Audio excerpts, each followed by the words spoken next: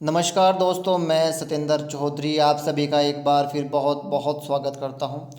दोस्तों, आज का जो वीडियो है ये बहुत ही इम्पोर्टेंट वीडियो है सभी इन्वायरमेंट साइंस के स्टूडेंट्स के लिए, या इन्वायरमेंट साइंस से रिलेटेड जितनी भी ब्रांचेज हैं, चाहे वो इन्वायरमेंटल मैनेजमेंट हो, इन्वायरमेंटल बायोलॉजी, इन्वायरमेंटल माइक्रोबायोलॉजी, जितनी भी इन्वायरमेंट से जुड़ी हुई ब्रांचेज हैं, कोर्सेज हैं, उन सभी स्टूडेंट्स के लिए ये संजीवनी बूटी जैसी मैंने एक सीरीज़ बनाई है जॉब एंड करियर को लेके। इसमें मैं 4-5 वीडियो बनाऊंगा, डिटेल में बात करेंगे कहाँ पे आप जॉब कर सकते हैं, कैसे जॉब आपको मिल सकती है, कौन कौन से सेक्टर हैं जहाँ पे हम काम करेंगे आफ्टर एमएससी।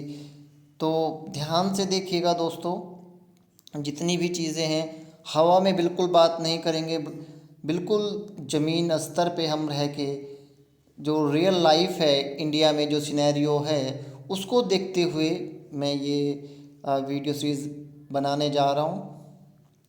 तो उम्मीद है कि आपके लिए बहुत हेल्पफुल होगी। और जैसा भी आप महसूस करें ये लेक्चर देखने के बाद, पहला लेक्चर देखने के बाद में, आपने मुझे ज़रूर बताना है कमेंट बॉक्स में लिख के, जिससे कि मैं नेक्स्ट टाइम जब मेरा दूसरा लेक्चर इस चीज़ पे आए तो उसमें मैं और ज़्यादा बेहतर तरीके से आपको सजेस्ट कर सकूं कि हम कैसे जॉब ले सकते हैं इन्वायरमेंट साइंस पढ़ने के बाद में।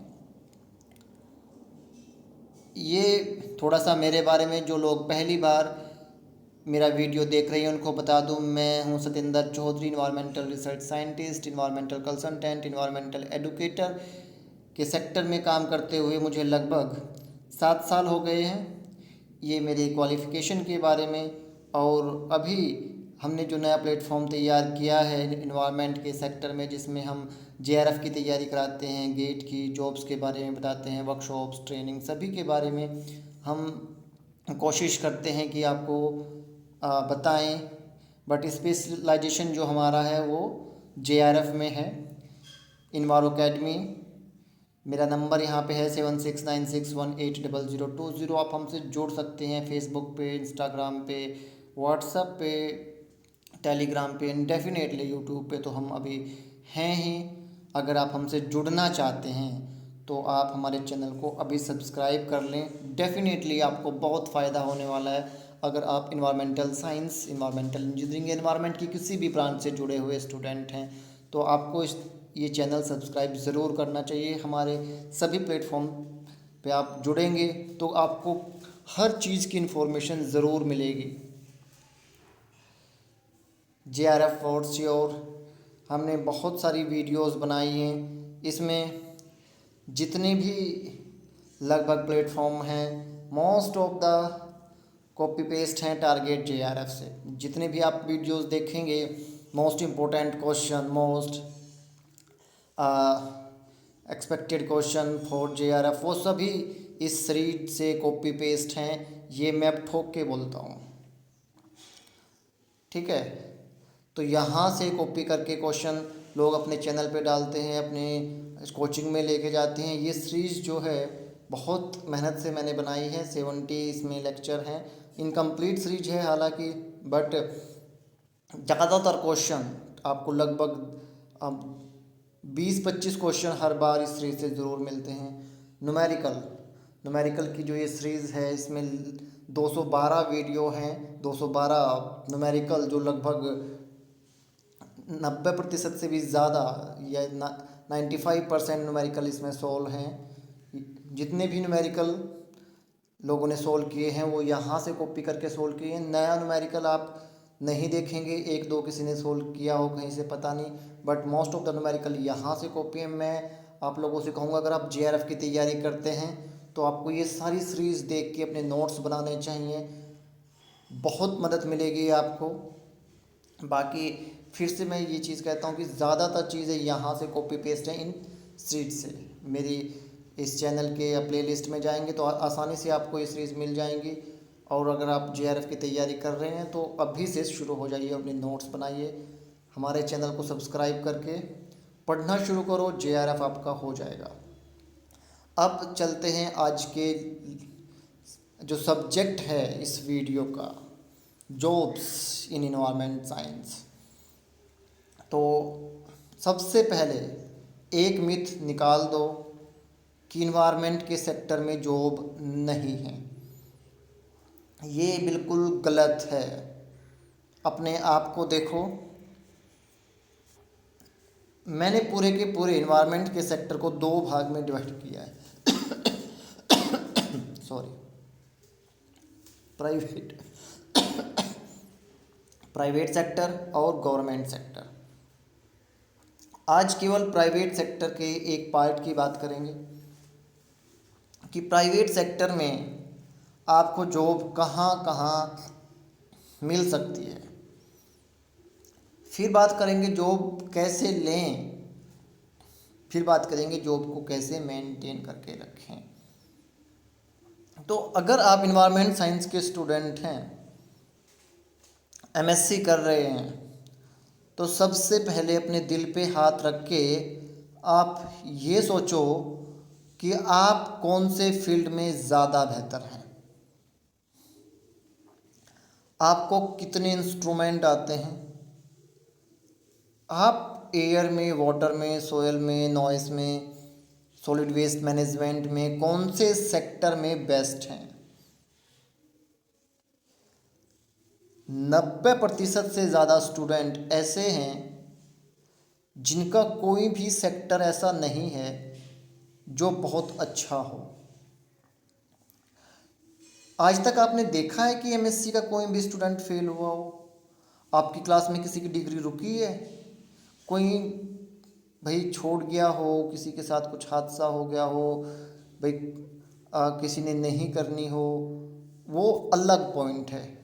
बट जितना इनपुट होता है, एक क्लास में जितने बच्चे एडमिशन लेते हैं वो सभी पास हो जाते हैं।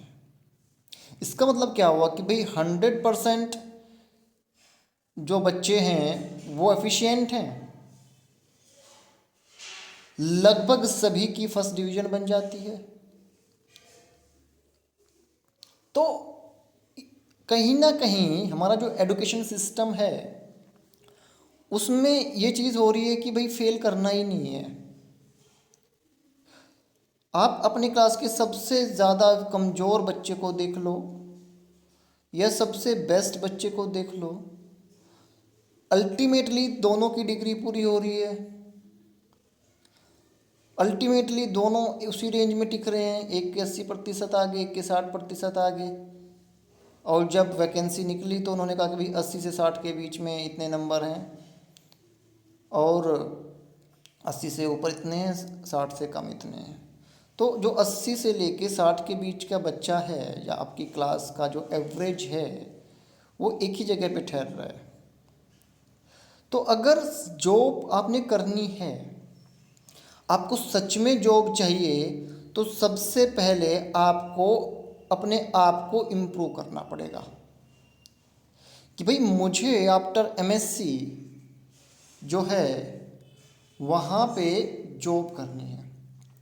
अब जब भी आप इंटरनेट पे देखोगे जॉब्स इन इन्वायरमेंट साइंस या करियर इन इन्वायरमेंट साइंस, वो लंबी चौड़ी चीज़ें बता देंगे। आप ये बन सकते हैं, आप इन्वायरमेंटल लॉयर बन सकते हैं, आप ये बन सकते हैं, आप वो बन सकते हैं, फलाना। नहीं भाई नहीं, धरती पे रहो, इंडिया में हम रहते हैं, हमें पता है कि हमें जॉब कहाँ मिलेगी। हम फिजिक्स को बहुत अच्छे से नहीं पढ़ सकते, केमिस्ट्री को बहुत अच्छे से नहीं पढ़ सकते, मैथ को बहुत अच्छे से नहीं पढ़ सकते, ठीक है। तो हम रिमोट सेंसिंग में नहीं जा सकते, हम एनर्जी के सेक्टर में नहीं जा सकते, सिंपल सी चीज़ है। हम मॉडलिंग के सेक्टर में नहीं जा सकते। अगर कोई 1000 में से 10 बच्चे ऐसे निकल जाएं जो इनका इन सेक्टर में हाथ बहुत अच्छा है, तो डेफिनेटली वो लोग जा सकते हैं। बट मैं अपने जैसे बच्चों की बात कर रहा हूँ जो बिल्कुल ज़मीन स्तर पे हैं और एमएससी कर रहे हैं। जैसे भाई कुरुक्षेत्र यूनिवर्सिटी होगी, आपकी जीजी यूनिवर्सिटी होगी, एमडी यूनिवर्सिटी होगी, दिल्ली यूनिवर्सिटी होगी, बीएचयू होगी, जो इस टाइप की यूनिवर्सिटी से निकल के आते हैं। और निकलने के बाद में ऐसे कोई भी यूनिवर्सिटी, किसी भी आपके स्टेट में कोई भी कॉलेज हो, कोई भी यूनिवर्सिटी हो, तो वहाँ का जो एटमॉस्फेयर है, वहाँ से जो बच्चा निकल के आएगा उसको जॉब के लिए वो कहाँ कहाँ जा सकता है। तो इतनी लंबी चौड़ी बात करने का मकसद मेरा यही है कि जॉब करने से पहले या जॉब लेने से पहले या जॉब लेने की सोच से पहले आपको खुद को देखना पड़ेगा कि भाई आप क्या हैं। कोई भी आपको 5,000 रुपये, 7,000 रुपये, 70,000 रुपये, 1 लाख रुपये क्यों देगा? किसी भी इंडस्ट्री वाले को आपसे क्या फ़ायदा है कि वो केमिस्ट्री वाले को ना रखे, आपको रखे, माइक्रोबायोलॉजी वाले को ना रखे, आपको रखे। इसके लिए आपको सोचना पड़ेगा, अपने स्किल्स डेवलप करने पड़ेंगे। उन पे बात डिटेल में बाद में करेंगे, बट ये क्वेश्चन मार्क अपने दिमाग में रखना। तब अगर आप मुझे ये कहो कि भाई मैं एआई में इतना एक्सपर्ट हूँ कि मैं एक एपीसीडी डिज़ाइन कर सकता हूँ, एक एपीसीडी का मुझे मॉडल पता है, उसका वर्किंग प्रिंसिपल पता है, उसकी मेरिट पता है, डीमेरिट पता है, एफिशिएंसी पता है, तो अगर तब भी आपको जॉब नहीं मिल सकती, तब आप कहोगे कि जॉब नहीं है जी। बट अगर आपको अपने सेक्टर का एबीसी भी नहीं पता और एमएससी करने के बाद में आप ये कह रहे हो, बहुत सारे आंदोलनकारी बन जाते हैं, कहीं से भी पीएचडी कर ली कुछ किसी भी टॉपिक पे कि भाई नहीं जॉब नहीं है इन्वायरमेंट में जॉब। आपको कोई जॉब क्यों देगा? कोई भी इंडस्ट्री वाला, कोई भी प्राइवेट सेक्टर आप पे इन्वेस्ट क्यों करे? ये क्वेश्चन आपको खुद से करना है। ये क्वेश्चन करने के बाद में तब आप इन सेक्टर की तरफ जा सकते हैं। जो सेक्टर मैंने यहाँ पे लिखे हैं, तो जो एमएससी के स्टूडेंट हैं, जो एमएससी पास आउट हुए हैं अभी रिसेंटली, उनके लिए ये क्वेश्चन मार्क बहुत बड़ा होना चाहिए कि इंडस्ट्री वाला आपको पैसे क्यों देगा। ठीक है, जैसे मैंने बताया कि इसमें केवल हम प्राइवेट सेक्टर की बात करेंगे। तो पहले मेजर सेक्टर इंडस्ट्रीज होगी, लैब्स, कंसल्टेंसी और टीचिंग। 4 मेजर सेक्टर हैं जहाँ पे इन्वायरमेंटल साइंस के स्टूडेंट्स जो हैं वो जॉब करते हैं, जॉब करते हुए मिलेंगे, या उनके लिए मौका है, चांस है कि वो जॉब करें, वहाँ पे उनके लिए जॉब क्रिएट हो सकती है। सबसे पहले सेक्टर आता है इंडस्ट्रीज़। इंडस्ट्रीज़ में लड़कियां भी हालांकि मिलती हैं। मैं बहुत सारी इंडस्ट्री विज़िट किया हूँ, वहाँ पे कुछ ऐसी इंडस्ट्री थी कि वहाँ पे लड़कियां भी इन्वायरमेंट के सेक्टर में जॉब कर रही थी। बट जो ईटीपी हुआ, एसटीपी हुआ, एयर पोल्यूशन या बहुत ज़्यादा पोल्यूशन वाले एरिया हैं, वहाँ पे ज़्यादातर बॉयज़ को प्रेफरेंस मिलती है। ये एक फैक्टर है। ऐसा नहीं है कि गर्ल्स जॉब नहीं कर सकती उन सेक्टर में, बट ये थोड़ा सा रहता है कि भाई इतना ज़्यादा पोल्यूशन वहाँ पे है कि उनकी लड़कियों की हेल्थ ख़राब ना हो जाए, इसलिए उनको इन्वायरमेंट के दूसरे सेक्टर में काम दिया जाता है। पोल्यूशन वाले सेक्टर में जो कि ऑन साइट सेक्टर हैं, वहाँ पे ज़्यादातर बॉयज़ को प्रेफरेंस मिलती है। ये एक फैक्टर है इंडिया में।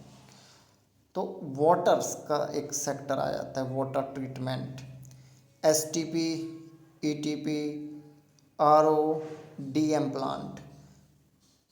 4 बेसिक ऐसे प्लांट्स होते हैं इंडस्ट्री में, एसटीपी, ईटीपी, आरओ और डीएम प्लांट। 4 बेसिक प्लांट होते हैं किसी भी अच्छी इंडस्ट्री में। इसके लिए बहुत सारे लोग रखे जाते हैं। सबसे बेसिक जॉब जो होती है वो होती है ऑपरेटर की, इनको ऑपरेट करने वाले।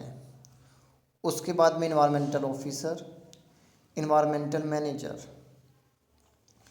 तो अगर आप वाटर के सेक्टर में जाना चाहते हैं जिसमें कि मोस्ट ऑफ द चांसेस हैं आपको नौकरी मिलेगी, जॉब मिलेगी, तो आपको इस सेक्टर में चीज़ें पढ़नी पड़ेंगी। ईटीपी कैसे काम करता है, एसटीपी कैसे काम करता है, डीएम प्लांट कैसे काम करता है, आरओ कैसे काम करता है, कौन कौन सी उनमें यूनिट्स हैं। कहीं जाके देखो, आसपास जहाँ भी मौका मिले, ईटीपी देखो, एसटीपी देखो, आरओ प्लांट देखो, उनका फ्लो डायग्राम बनाओ, उनसे पूछो कि भाई कैसे ये काम कर रहे हैं, कौन से केमिकल ऐड कर रहे हैं, क्यों केमिकल ऐड कर रहे हैं, कितनी फ्रीक्वेंसी पे केमिकल ऐड कर रहे हैं, एयर का फ्लो कितना है, ठीक है, इसमें MLSS कितना है, VLSS कितना है, ठीक, ये सब आपने देखना है, पढ़ना है, सीखना है, परमिसिबल वैल्यू कितनी है, अगर आप एयर के सेक्टर में जाना चाहते हैं। ठीक है, इसके बाद एक सेक्टर है वेस्ट मैनेजमेंट। बहुत सारी इंडस्ट्री में हजारडस वेस्ट, बहुत सारी क्या, लगभग जितनी भी बड़ी कंपनीज़ हैं, बड़ी इंडस्ट्रीज़ हैं, उनमें हजारडस वेस्ट को अलग से हैंडल किया जाता है, ट्रीट किया जाता है, स्टोर किया जाता है। इसके लिए वो वहाँ पे लोग रखते हैं। तो अगर आप वेस्ट सेक्टर में जाना चाहते हो तो आपको वेस्ट, हजारडस वेस्ट दोनों की नॉलेज होनी बहुत ज़रूरी है। बहुत सारी ऐसी कंपनी हैं जो वेस्ट मैनेजमेंट पे काम कर रही हैं, सॉलिड वेस्ट मैनेजमेंट पे। वो डेफिनेटली उनको बंदे चाहिए। अगर इन्वायरमेंट का कोई न बंदा मिले तो बहुत अच्छी बात है, बट फिर वही चीज़ है कि कंपनी आपको पैसा क्यों दे, ये क्वेश्चन अगर आपके दिमाग में है तो आपको वेस्ट मैनेजमेंट में महारत हासिल होनी चाहिए। लैंडफिल क्या है, सैनिटरी लैंडफिल क्या है, अगर वहाँ पे स्मेल की प्रॉब्लम है तो उसको कैसे आप कंट्रोल करोगे, सेग्रीगेट कैसे करते हैं, ठीक है, ट्रांसपोर्ट कैसे करते हैं, वेस्ट का क्या क्या बनाया जा सकता है, RDF क्या है। मल्टीपल क्वेश्चंस हैं आपके दिमाग में होने चाहिए। तो बहुत सारी कंपनीज़ आजकल एक्टिव हैं इसमें, क्योंकि वेस्ट मैनेजमेंट बहुत बड़ा सेक्टर इंडिया में होता जा रहा है। बहुत सारी कंपनी, फिर से मैं कह रहा हूँ, JP ग्रुप की बहुत सारे प्लांट मैंने देखे हैं, बहुत सारे मैंने विज़िट किए हैं। तो उन्होंने वहाँ पे कैसे वो सेपरेट करते हैं, उसके बाद में RDF का क्या यूज़ है, कैसे, मतलब वेस्ट एक बहुत बड़ा सेक्टर बनना जा रहा है, इसमें भी आपको काफ़ी चांसेस मिलेंगे। नेक्स्ट सेक्टर हमारा आता है air pollution. Again air pollution control devices कैसे काम करती हैं, मॉनिटरिंग कैसे करते हैं, इसका अगर आपको पूरी नॉलेज है तो आपको किसी भी अच्छी कंपनी में चांसेस आपके बन सकते हैं।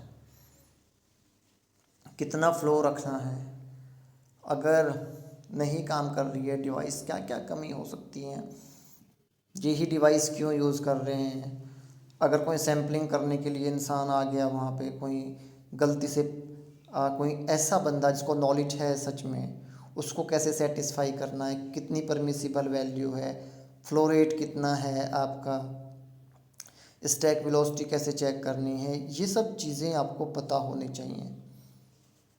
एयर पोल्यूशन के मल्टीपल चीज़ें हैं, ये तो जस्ट मैंने कुछ आपको हाइलाइट्स दिए हैं। इसके बाद मैं बात करूँगा मैं बायोमेडिकल वेस्ट। हॉस्पिटल्स आजकल बिजनेस यूनिट में कन्वर्ट हो रहे हैं। Max group, Columbia Asia, Fortis, a lot of the ऐसे बड़े ग्रुप हैं, उन सभी में क्या है, बायोमेडिकल मैनेजमेंट यूनिट्स लगी हुई हैं, वहाँ पे उनको लोग चाहिए। ठीक, तो बायोमेडिकल सेक्टर में अगर आप जाना चाहते हैं, बायोमेडिकल वेस्ट सेक्टर कहिए, तो वहाँ पे आप अप्रोच कर सकते हैं, देख सकते हैं चीज़ें। वहाँ पे ETP मिलेंगे, STP मिलेंगे वेस्ट के लिए। वो जैसे मैंने बताया, बड़े बड़े हॉस्पिटल्स जो हैं उन हैं, मैं बहुत सारे हॉस्पिटल विज़िट किए हैं, तो उन वहाँ पे मैं देखता हूँ बंदे हैं इन्वायरमेंट के, माइक्रोबायोलॉजी के, इन सभी के। तो इस सेक्टर में भी जाने के लिए अगेन आपको नॉलेज होनी चाहिए उस चीज़ की। इसके बाद में EHS, environment health and safety, जो बहुत बड़ी कंपनी नहीं होती हैं, इस ज़्यादा मीडियम स्केल की कंपनी कहिए आप, ज़्यादा छोटी भी नहीं, वहाँ पे कम लोग रखते हैं वो। अगर बड़ी कंपनी में जाओगे तो वहाँ पे सेफ्टी का तो पूरा अलग से डिपार्टमेंट है, इन्वायरमेंट का अलग से डिपार्टमेंट है, हेल्थ अलग से डिपार्टमेंट है। बट EHS के नाम से बहुत सारी इंडस्ट्रीज़ में डिपार्टमेंट हैं, वहाँ पे आपको थोड़ा मल्टी टैलेंटेड होना पड़ेगा। सबसे पहले इन्वायरमेंट की नॉलेज डेफिनेटली होनी चाहिए, आप MSc इन्वायरमेंट साइंस हो।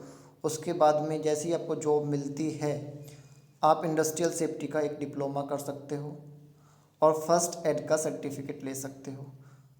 ये 3 चीज़ का कॉम्बिनेशन बना के आपको, क्योंकि मीडियम स्केल की और स्मॉल स्केल की जो इंडस्ट्रीज़ हैं, जहाँ पे 3-4 लोग ही हैं, ठीक है, जिन्होंने सेफ्टी भी देखनी है, जिन्होंने इन्वायरमेंट भी देखना है, फर्स्ट एड भी देखना है, तो ये काफ़ी हेल्पफुल आपके लिए एक सेक्टर है। बहुत सारी इंडस्ट्रीज़, फिर से मैं ये कहूँगा, मैंने देखे हैं कि भाई केवल 3 या 4 लोग या 2 लोग ही उनके उसमें हैं जो ETP भी देख रहे हैं और अपना सेफ्टी भी देख रहे हैं और ये फर्स्ट एड भी देख रहे हैं। तो इस टाइप से आप EHS के सेक्टर में भी जा सकते हो।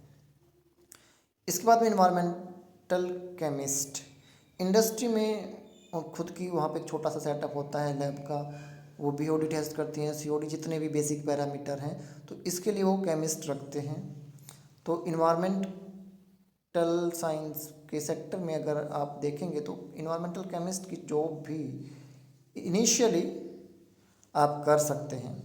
तो ये सारे सेक्टर हैं इंडस्ट्रीज़ के अंदर, कि इंडस्ट्री के अंदर कहाँ कहाँ पे आपको जॉब मिल सकती है। इसके बाद बात करते हैं इन्वायरमेंटल लैब की। लैब 2 टाइप की हैं बेसिकली जो इंडिया में काम कर रही हैं, एक टेस्टिंग लैब और एक कैलिब्रेशन लैब। और कुछ लैब ऐसी हैं जो कैलिब्रेशन भी कर रही हैं, टेस्टिंग भी कर रही हैं। बट ब्रॉडली मैंने इसको 2 पार्ट में डिवाइड किया है भाई, एक टेस्टिंग लैब और एक कैलिब्रेशन लैब। तो बहुत सारी लैब हैं इंडिया में, अच्छे चांसेस हैं इनिशियली 10-12 हज़ार रुपये की जॉब अगर आपने ग्रैब करनी है। देखिए, निकलते ही 50,000 रुपये की, 1 लाख की जॉब की जो ड्रीम्स हैं, ठीक है, वो बहुत ही कम पूरे होते हैं इनिशियली। तो एनी हाउ आपको कहीं चिपकना है। ये मैं इसलिए कह रहा हूँ क्योंकि मैंने देखा है चारों तरफ जॉब का जो सिनेरियो है, उसमें निकलते ही सबसे पहले हमें जॉब मिल जाए, ये एक बहुत बड़ा टास्क रहता है मोस्ट ऑफ द स्टूडेंट के लिए। ठीक, फिर से मैं रिपीट कर दूं कि मैं ये केवल प्राइवेट सेक्टर की बात कर रहा हूँ और एवरेज स्टूडेंट की बात कर रहा हूँ, ठीक है। गवर्नमेंट सेक्टर की तरफ मैं बिल्कुल नहीं अभी गया। केवल प्राइवेट सेक्टर में जो लोग एक एवरेज यूनिवर्सिटी, एवरेज बैकग्राउंड से हैं, उन वो कैसे एकदम से जॉब ग्रैब करें, इस विषय में मैं बात कर रहा हूँ। तो यहाँ पे मैंने बात की लैब की। लैब को मैंने 2 पार्ट्स में डिवाइड किया, एक टेस्टिंग लैब, एक कैलिब्रेशन लैब। दोनों लैब्स जो हैं इंडिया में, कैलिब्रेशन लैब थोड़ी कम हैं बट टेस्टिंग लैब बहुत ज़्यादा हैं। यहाँ पे आप as environmental chemist, quality manager, इन सब की पोस्ट पे काम कर सकते हो। काफ़ी अच्छा पैसा देते हैं। इनिशियली आपको 10-12 हज़ार रुपये से 15,000 रुपये से स्टार्ट वो करेंगे और धीरे धीरे धीरे धीरे जो बड़ी लैब हैं वो 1-1.5 लाख रुपये तक भी सैलरी देती हैं। जो MNCs हैं वो 2-2.5 लाख रुपये से भी ज़्यादा पैसा देती हैं, ठीक है। तो टेस्टिंग लैब का सब यही है कि NABL से जो एक्रेडिट लैब हैं, आपने उनकी लिस्ट देखनी है कहाँ पे हैं, और उसके बाद में कौन कौन से फील्ड में वो काम करते हैं, एयर में, वाटर में, सोयल में, माइक्रोबायोलॉजी में। आप जिस भी फील्ड से हैं इन्वायरमेंट में, अगर आप इन्वायरमेंटल माइक्रोबायोलॉजी से किया है तो माइक्रोबायोलॉजी का जहाँ पे काम है वहाँ पे आपके मैक्सिमम चांसेस बनेंगे। तो अपने काम की नॉलेज, आपका प्रैक्टिकल हैंड अच्छा होना चाहिए, आपको परमिसिबल वैल्यूज़ पता होनी चाहिए, आपको केमिकल हैंडल करने आने चाहिए, लैब में काम करना आना चाहिए। ये सब बहुत ज़रूरी है अगर आपने यहाँ पे काम करना है। जैसे मैंने बताया, स्टार्टिंग आपकी 8, 10, 11, 12, 15, 20 ऐसे होती है, और उसके बाद में अगर आप अच्छा काम करते हैं तो 1-2 साल बाद आप क्वालिटी मैनेजर का डिप्लोमा कर सकते हैं, ठीक है। तो उसके बाद आपको बहुत अच्छा पैसा मिलेगा। इंस्ट्रूमेंट को ही हैंडल करना अगर आपने सीख लिया, GC, HPLC, SAM, TAM, कुछ भी ऐसा, तो डेफिनेटली कितना पैसा आपको मिलेगा उसका आपको अंदाज़ा भी नहीं है। मैं GCMS ऑपरेट करता हूँ और लगभग जिस भी लैब से कोई मुझे मिलता है तो वो वहाँ से मेरे को जॉब ऑफ़र ज़रूर होती है। लगभग 5 साल हो गए हैं मुझे GC ऑपरेट करते हुए। हज़ारों की तादाद में सैंपल किए हैं मैंने, कई हज़ार। तो एक एक्सपीरियंस बिल्डअप हो जाता है। GCMS की मैंने लगभग 4-5 बुक्स पढ़ी हैं, जबकि मुझे पढ़ने की ज़रूरत भी नहीं थी। बट मुझे था कि मुझे पता होना चाहिए, कोई भी PhD स्कॉलर अगर सैंपल लेके आता है तो उसको रिज़ल्ट को इंटरप्रेट करना कि इसका क्या मतलब है, ये क्यों हो रहा है ऐसा, इसका सैंपल क्यों नहीं हुआ। ये सब चीज़ें आपको हालांकि ये जॉब मिलने के बाद आपको आएगी, बट बेसिक प्रिंसिपल तो पता होना चाहिए ना। AAS का प्रिंसिपल, GCMS का प्रिंसिपल, HPLC का प्रिंसिपल, फ्लेम फोटोमीटर का principal, basic titration, basic chemical formula, ये सब का आपको बेसिक नॉलेज होना चाहिए। अगर आप इन्वायरमेंटल लैब में काम करना चाहते हैं, क्वालिटी मैनेजर की पोस्ट पे जाना चाहते हैं या टेक्निकल मैनेजर की पोस्ट पे जाना चाहते हैं, आगे इन फ्यूचर देख रहे हैं कि भाई मैं इसमें बहुत अच्छा काम करूँगा, किसी भी अच्छी लैब से जुड़ के आप बहुत अच्छी रिसर्च कर सकते हैं अपनी। ठीक है। कैलिब्रेशन लैब, ये जितने भी आपके इंस्ट्रूमेंट हैं, चीज़ें हैं, इनको कैलिब्रेट करते हैं, इसलिए ये वहाँ पे अपना कैलिब्रेशन इंजीनियर रखते हैं। बहुत सारे लोग मेरे नोन हैं जो कैलिब्रेशन लैब में काम कर रहे हैं। अगेन आपका हैंड बहुत अच्छा होना चाहिए, टेक्निकल थोड़ी नॉलेज आपको होनी चाहिए।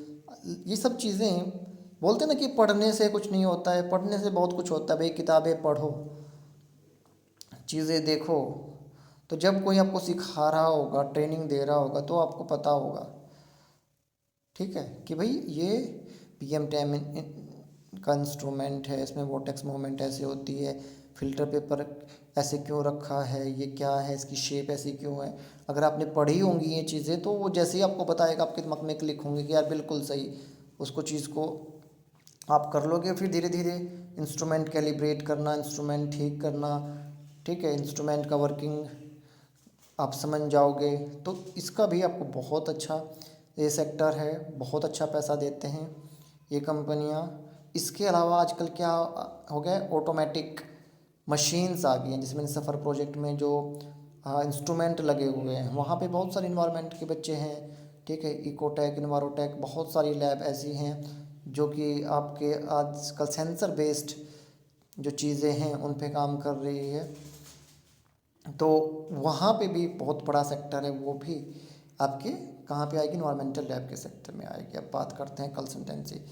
कंसल्टेंसी अगेन एक बहुत बड़ा सेक्टर है।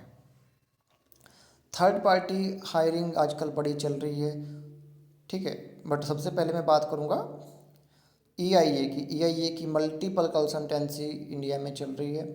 बहुत सारे कंसल्टेंट हैं, आपको लिस्ट निकाल लेना उसकी। EIA के बारे में अगर आपको बेसिक नॉलेज होगी तो डेफिनेटली बहुत अच्छा आप इसमें काम कर सकते हैं। पहले पैसा कम मिलता है, डेफिनेटली कंसल्टेंसी है तो बहुत कम पैसा वो देते हैं, बट काम सीखने के बाद में जैसे ही आपको चीज़ें खुद आ जाएंगी तो आपको, जैसे ही आप एक्सपर्ट हो जाओगे किसी भी चीज़ के। यहाँ पे इंडिया में तो लोग PhD कर लेते हैं और उसके बाद भी उन्हें ये नहीं पता होता कि भाई किस चीज़ पे PhD कर ली, बस डॉक्टर नाम वो लगा लेते हैं अपने सामने। बट अगर आपको सच में बहुत अच्छा कंसल्टेंट बनना है तो EIA का अगर आपके दिमाग में है तो आप इसमें थोड़ा सा पहले पढ़ो EIA क्या है, EIA रिपोर्ट्स देखो, थोड़ा एनालाइज करो और अप्रोच करो। ठीक है, इसके बारे में बाद में डिटेल में बात करेंगे कि हम कैसे अप्रोच कर सकते हैं, कैसे वो करेंगे। तो उसके बाद में बात आती है सर्विस एंड मेंटेनेंस। ये कंसल्टेंसी जो होती है ये बेसिकली आपके डिफरेंट डिफरेंट सेक्टर, एयर के सेक्टर में, वाटर के सेक्टर में, नॉइज़ के सेक्टर में, यहाँ पे अपनी कंसल्टेंसी देते हैं, सर्विस प्रोवाइड कराते हैं, मेंटेनेंस प्रोवाइड कराते हैं। तो मल्टीपल ऐसी कंपनीज़ हैं, MNCs भी हैं और आपकी लोकल कंपनी भी हैं जो किस सेक्टर में काम कर रही हैं, और यहाँ पे भी बहुत अच्छा हमारा जॉब का एक सिनेरियो बन सकता है। सप्लाई, सर्विस एंड मेंटेनेंस, ये बड़ी कंसल्टेंसी होती हैं। थर्मैक्स होगी फॉर एग्जांपल, और इसके अलावा बहुत सारे कंसल्टेंसीज हैं। मैं कोशिश करूँगा कि सारे के सारे कंसल्टेंसीज की इनकी लिस्ट बना के मैं आपको दूँ। ठीक है, अपने दोस्तों से पूछ के, अपनी लैब में पूछ के, कंपनीज़ की जहाँ पे जॉब की सिनेरियो बन सकते हैं उनकी मैं लिस्ट बनाऊँ और लिस्ट बना के अपडेट करूँ।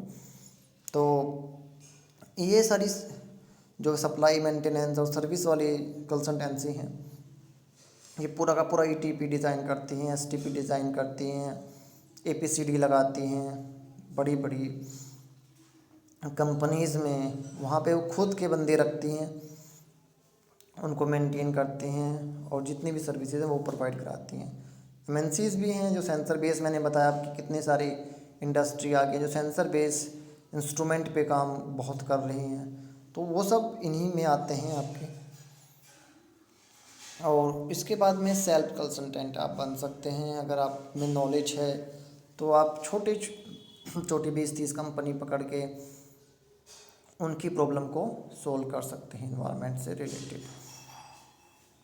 अब टीचिंग की बात करें तो डेफिनेटली टीचिंग में आप जा सकते हैं। ये सारे सेक्टर मैंने ज़मीनी स्तर पे बताए हैं। मैंने ये नहीं बताया कि आप भाई ग्रीन एडवोकेट बन जाओगे। आप जैसे बड़ी बड़ी बातें ब्लॉग्स में लिखी होती हैं, इंटरनेट पे पड़ी हैं। भाई हम जैसे जो लोग हैं जो एकदम जॉब ढूंढ रहे हैं, वो यहाँ पे इन सेक्टर्स में जाके जॉब ढूंढ सकते हैं। उसके बाद में कौन कितनी मेहनत करता है, कितने ऊपर तक जाता है, ये तो भगवान जाने ऊपर वाले ने किसको कितनी बड़ी पोजीशन पे लिखा हुआ है। फिर से बता दूँ, ये केवल प्राइवेट सेक्टर की बात की है, गवर्नमेंट सेक्टर की बात मैं अगले वीडियो में करूँगा। अभी केवल हमारा फोकस जो है वो प्राइवेट सेक्टर की नौकरियों पे है। तो अगर आपने इन सेक्टर में नौकरी करनी है, जॉब लेनी है, तो जो चीज़ मैंने आपको बताई, सबसे पहले एमएससी में अगर हैं, एमएससी पास आउट हैं, तो अपने जिस भी फील्ड में आपने जाना है उसका ग्रिप बनाइए। ठीक है, अप्लाई कैसे करें और इंटरव्यू के लिए या किसी भी चीज़ के लिए, उसके लिए नेक्स्ट वीडियो का आप वेट करो। जल्दी ही मैंने आपको बताया कि मैं लिस्ट भी बनाने की कोशिश करूँगा, लिस्ट अपडेट करूँगा आपके साथ में। अभी के लिए इस वीडियो में इतना ही। कैसी लगी वीडियो, कैसे मेरे सुझाव लगे, कैसे मेरी आपको जेआरएफ के लिए लेक्चर लगते हैं, वट एवर, कोई भी सुझाव आपको लगे कि मुझे देना चाहिए, आप मुझे डेफिनेटली दे सकते हैं। अगर आपको लगे कि मैं अच्छा कर रहा हूँ तो दुआ के रूप में आप वीडियो लाइक कर सकते हैं, कमेंट कर सकते हैं। मैं बहुत अप्रिशिएट करूँगा इस चीज़ को।